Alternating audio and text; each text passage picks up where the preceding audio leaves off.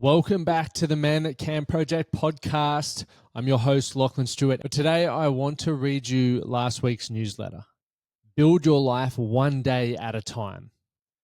It's important to me because over the years, I've spoken about so many different topics, and I've always tried to understand it to the best of my ability based on where I was at that certain point in my life.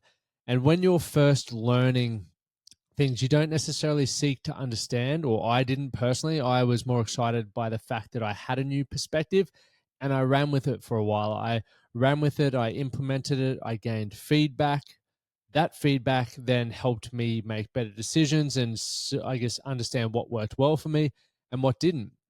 And over the years, I've read so many books, I've interviewed hundreds of people, and much like yourself, I've spoken to many people and I've had plenty of failures and plenty of success. And what that has taught me, and one huge lesson that it has taught me, is the importance of building your life one day at a time and really seeking to understand how you've managed to achieve the things that you have, or even things that you're curious about, the beliefs that you have, the opinions that you share, the people that you surround yourself with. And so I'm going to dive into all of that in this newsletter, but let me just go through reading it. And I'm going to read it, as you guys have probably recognized the last couple of episodes, the solo episodes. I am reading the newsletter, but I'm also elaborating on certain things. So forgive me why I'm really trying to get better at reading from the newsletter on the website there. And if you get bored with my voice, go read it yourself over at themanthatcanproject.com. Because I do think a lot about this. I spend a whole week writing it, and I try to view it from multiple different perspectives and really answer questions that past Lockie had and also questions that future Lockie would have. And I hope that I do a good job in answering questions that maybe you guys have as well, because I do believe that I am not alone with this. So, how do you eat an elephant? We've heard that before, but it's one bite at a time. So, I always struggle with this word. Similarly, oh, fuck it. I'm going to keep moving.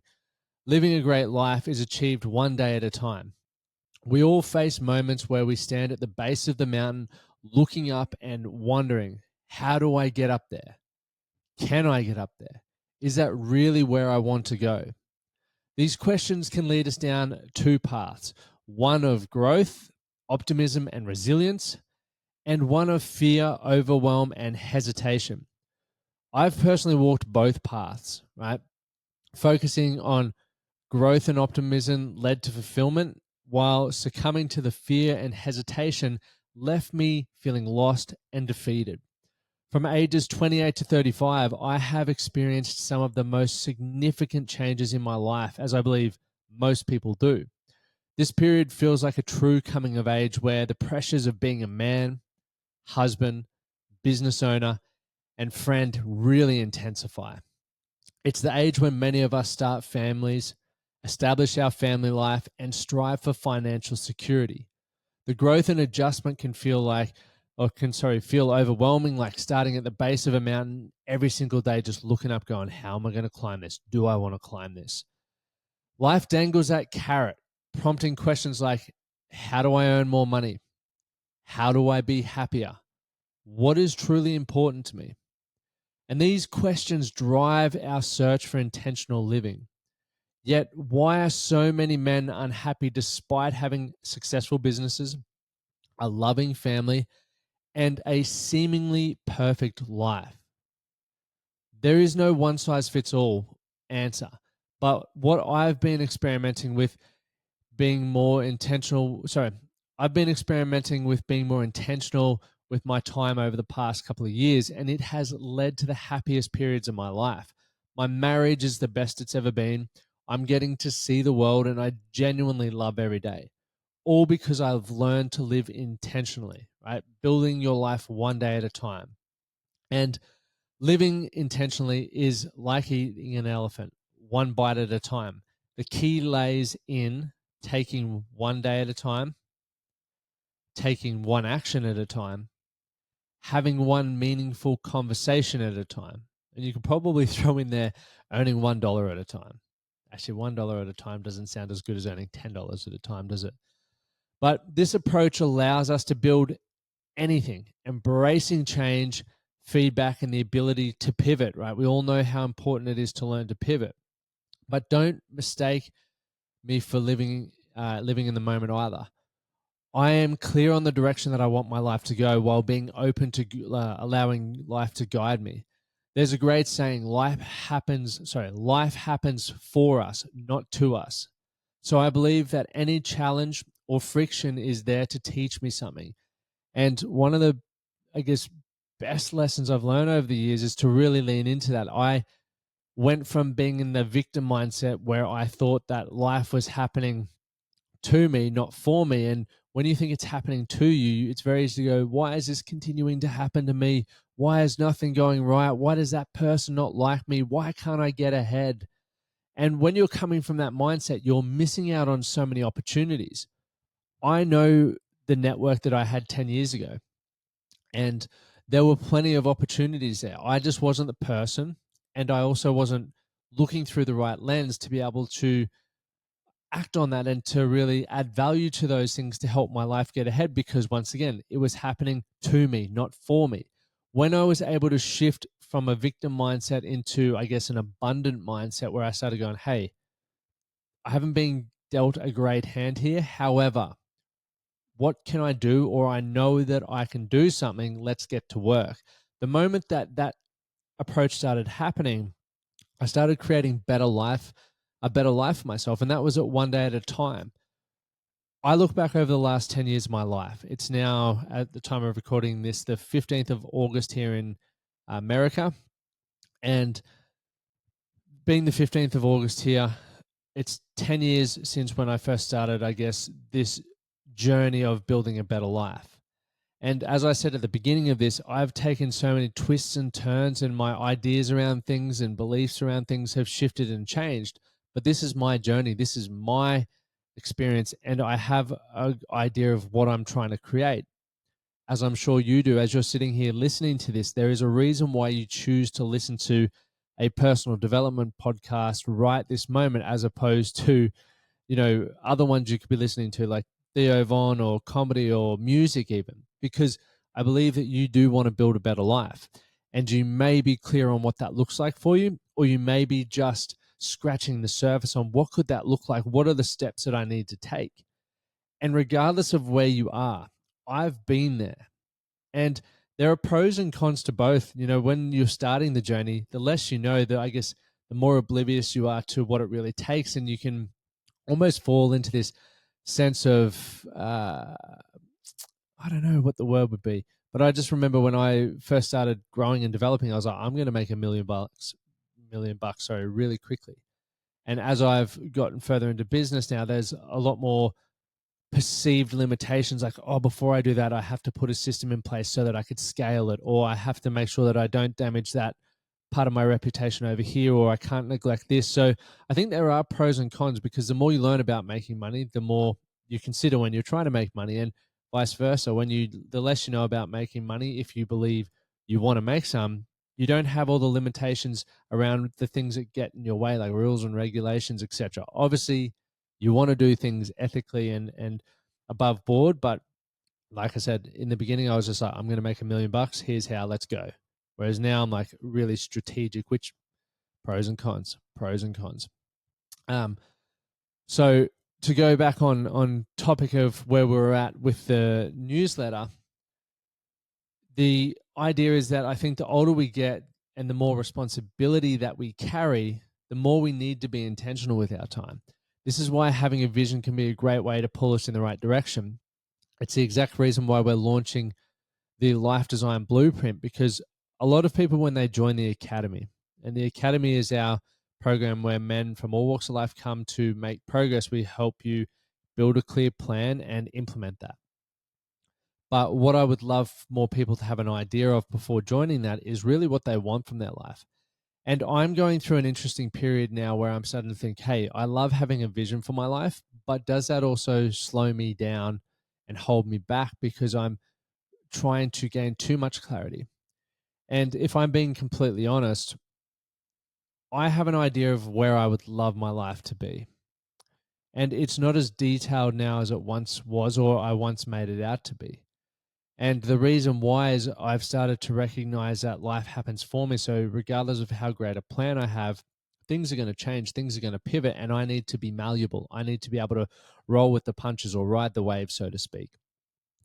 And because of that, now the way that I look at it, and I've mentioned this a number of times on the show, that I have the idea of a few values that need to be met and how they are met can change through different seasons of my life. But that is what drives me, and that is what fulfills me at this point in time. So having the direction to know that I want to be hanging around people like this who make me feel this way and who I can give back to. Connection, meaning people who are communicating well, tell me what's really going on, and I feel I can do the same. Health, I love health. I ran 2 marathons over the last 2 days, which is a first for me, and I'll probably talk about that more later when I launch the 58 to 58.